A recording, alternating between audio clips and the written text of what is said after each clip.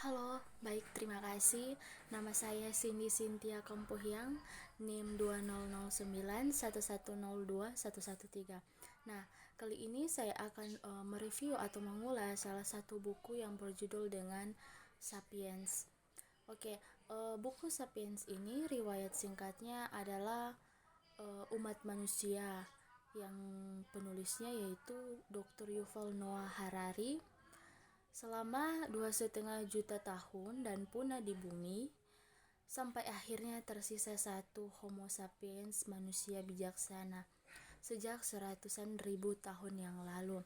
Namun, spesies ini bisa menyebar ke seluruh dunia dan beranak pinak hingga berjumlah 7 miliar dan kini menjadi kekuatan alam yang dapat mengubah kondisi planet. Dan apa penyebabnya? Nah, Sapiens membahas sisi yang tak banyak diungkit buku sejarah atau evolusi manusia lain. Nah, bagaimana manusia berangkat dari sekadar satu spesies hewan menjadi makhluk berperadaban melalui 3 revolusi kognitif, yaitu revolusi kognitif, pertanian, dan sains. Menelusuri peran bahasa pertanian sampai gosip dan fiksi dalam kesuksesan manusia, juga arti kebahagiaan manusia dan ujung riwayat spesies kita. Nah, identitas buku ini yaitu Sapiens, riwayat singkat umat manusia, dan penulis adalah tadi yang saya sudah sebutkan yaitu Yuval Noah Harari, dan genrenya yaitu non-fiksi, ilmu pengetahuan, sejarah, dan sejarah, antropologi, filsafat. Nah, bahasa ini yaitu memakai bahasa Indonesia atau diterjemahkan ke dalam bahasa Indonesia. Dimensi buku ini yaitu 23 kali 15 cm atau kurang lebih 500 halaman. Secara garis besar buku ini terdiri dari 4 bagian, yaitu 1. Revolusi kognitif, manusia mulai belajar berkomunikasi, bersosialisasi, dan bekerja sama. 2. Revolusi pertanian, manusia mulai mengenal dan menggunakan uang serta mulai mendirikan sistem pemerintahan. Dan ketiga yaitu pemersatuan umat manusia, uang, imperium, dan agama merupakan 3 hal yang dipercaya menjadi instrumen penyatuan umat manusia. Dan bagian keempat yaitu revolusi sains dan terciptanya hal-hal ilmiah yang sebelumnya tidak terbayangkan oleh nenek moyang kita. Nah, sebentar saya akan menjelaskan tentang bagian-bagian yang ada di buku ini, baik dari bagian 1 sampai 4.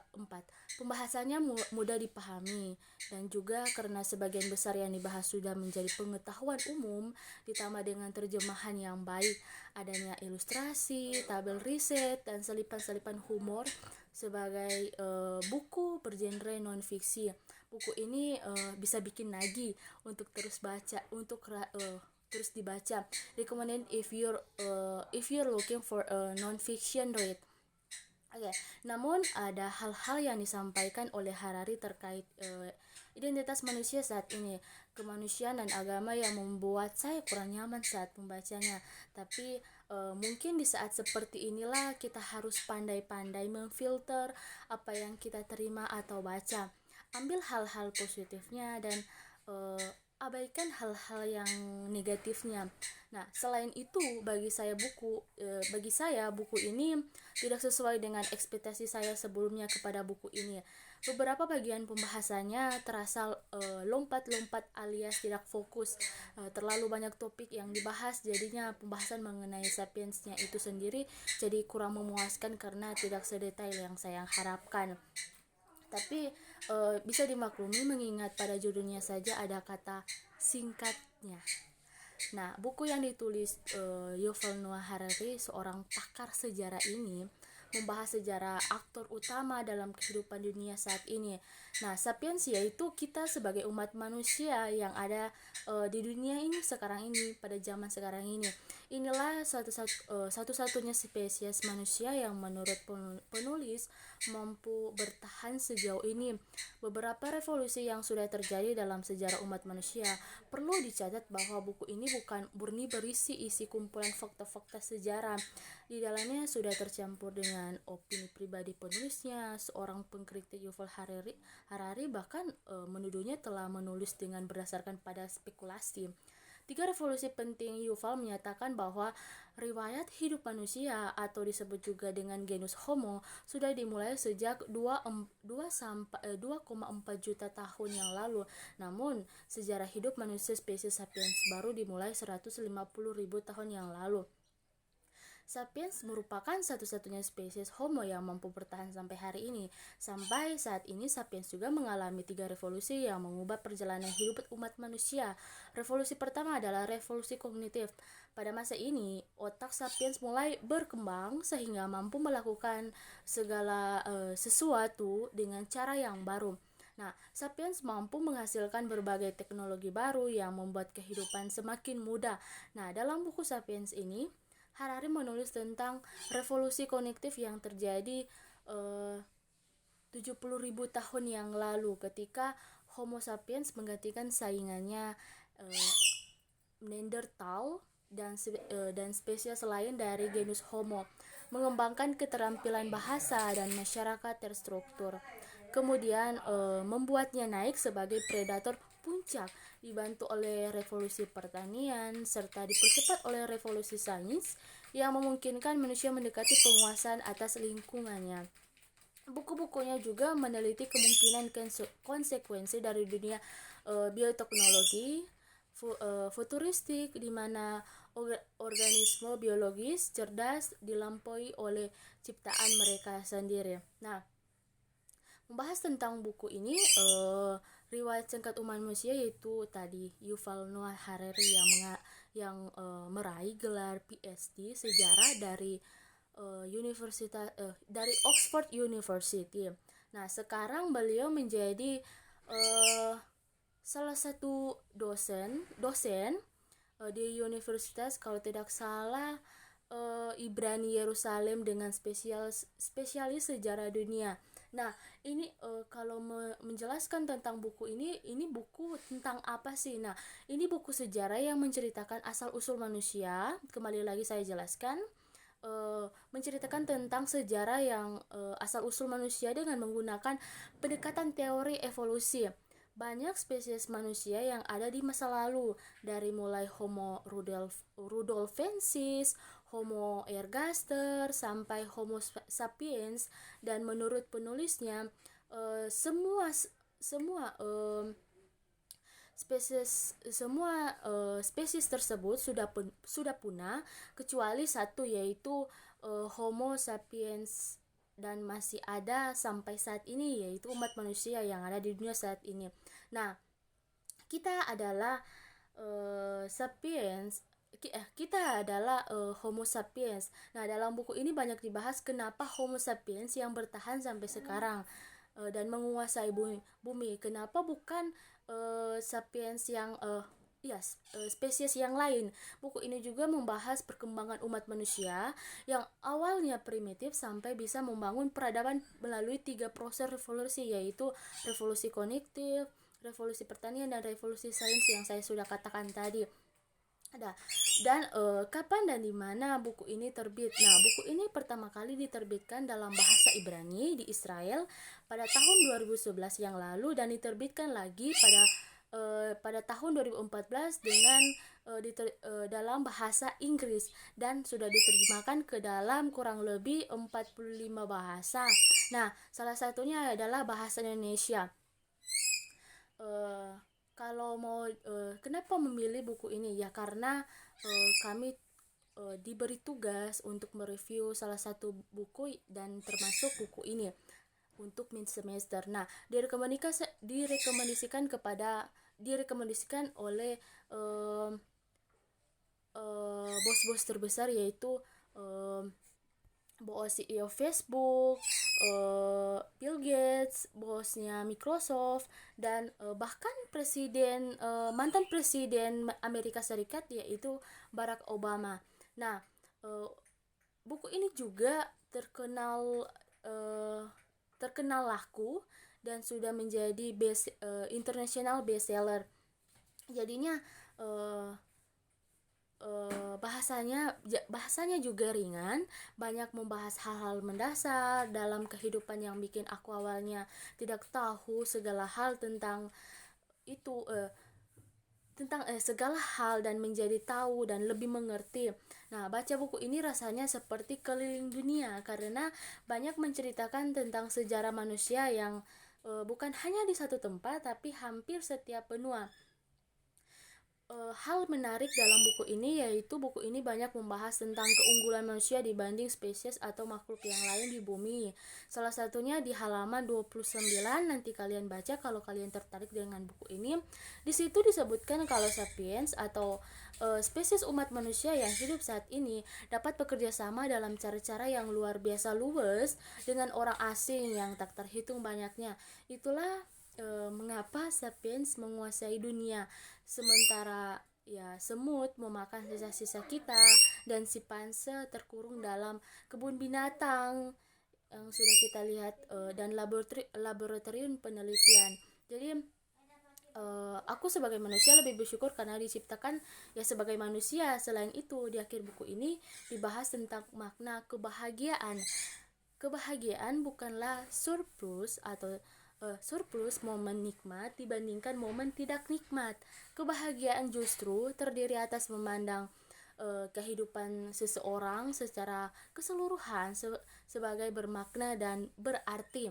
Seperti yang dinyatakan Nietzsche, bila Anda punya mengapa untuk hidup, Anda dapat menahan nyaris semua. Bagaimana yang seperti apapun, hidup yang bermakna dapat luar biasa memuaskan, bahkan di tengah kesusahan. Sementara hidup yang tidak bermakna adalah siksaan berat, tidak peduli betapapun nyamannya. Pada halaman 4, kalau tidak salah halaman 469.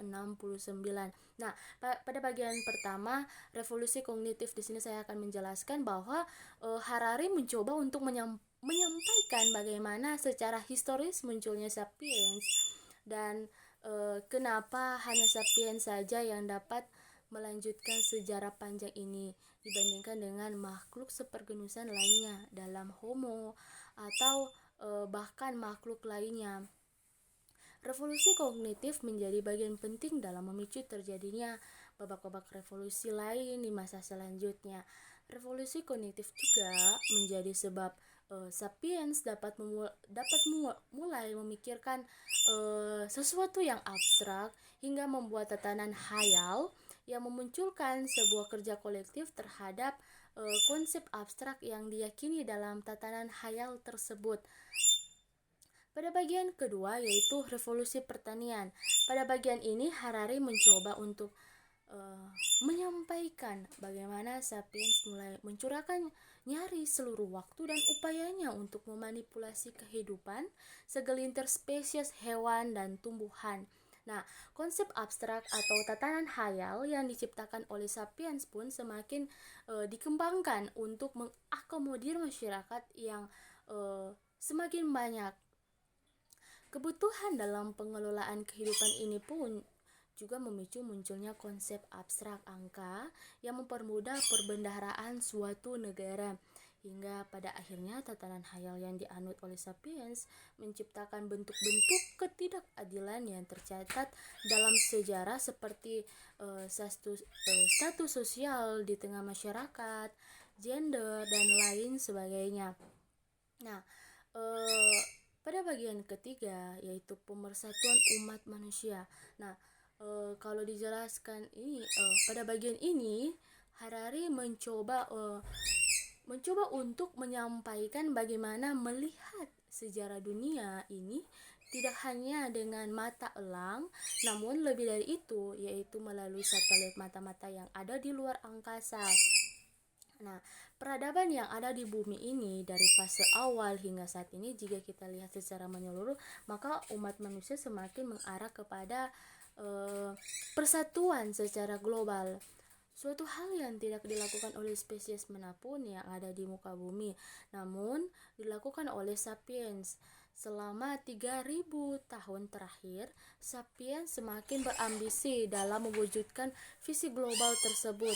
Selanjutnya, dijelaskan bagaimana uang, imperium, dan agama-agama universal menyebar serta bagaimana ketiganya berperan dalam meletakkan dasar terhadap persatuan dunia masa kini.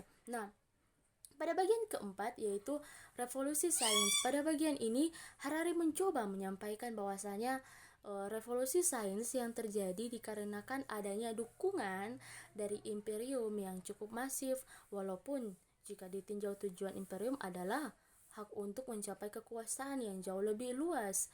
Nah, dalam usaha mempertahankan keberlangsungan imperium, maka perkembangan sains pun bergerak pada ranah yang lebih bersifat industrialisasi yang saraf dengan sistem kapitalis. Proses industrialisasi ini pun pada akhirnya bergandengan dengan modernisasi yang mendisrupsi banyak hal mendasar di tengah masyarakat. Seperti tatanan sosial dan budaya, sains dan teknologi pun semakin jauh melangkah hingga berada di perbatasan antara masa sekarang dan masa depan yang menuju pada titik singularitas. Nah, keterampilan manusia dalam merekayasa semakin berkembang dengan sangat pesat, mulai dari tingkat gen, jaringan, organisme hingga searboard yang sudah berada di depan mata.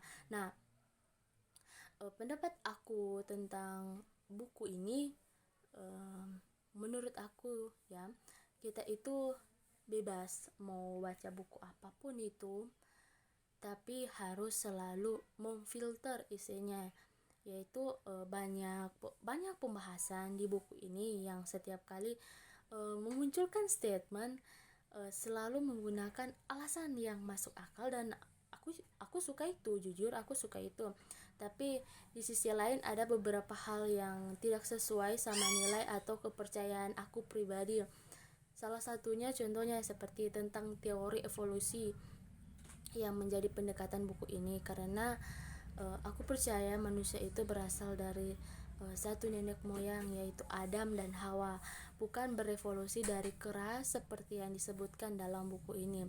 Tapi meskipun begitu jauh lebih banyak pembahasan lain di buku ini yang sangat bermanfaat dan menambah wawasan, buku ini kayak file berguna yang mengisi banyak space kosong di otak aku.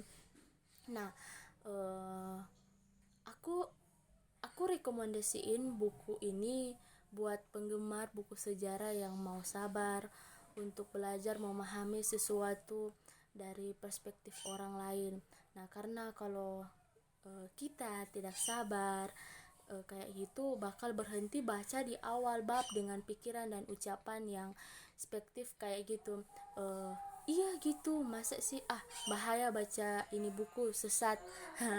Padahal kita tidak bisa menilai isi buku hanya dengan baca awal bab doang, tapi harus sabar intinya. Nah, untuk kalian yang tertarik dengan buku ini, silahkan cari atau googling di Google, atau tidak tahu kalau di Manado, atau kalau di Manado ada toko yang disebut dengan toko Gramedia. Nah, di situ mungkin ada buku Sapiens. Dan untuk penggemar yang suka tentang sejarah-sejarah pada masa lalu, aku merekomendasikan buku itu. Dan menurut aku buku itu sangat asik dan menambah wawasan kita dalam mengetahui sejarah-sejarah pada masa lalu. Nah, menurut aku di situ juga ada yang namanya tentang nilai-nilai agama atau nilai kepercayaan. Itu semua ya tergantung kita sendiri yang menanggapi buku itu bagaimana. Tetapi di situ juga kita bisa ya tadi saya sudah jelaskan, kita bisa memfilter isi-isi dalam buku tersebut. Nah, itu dulu penjelasan dan pengulasan buku buku yang berjudul tentang Sapiens. Untuk kalian yang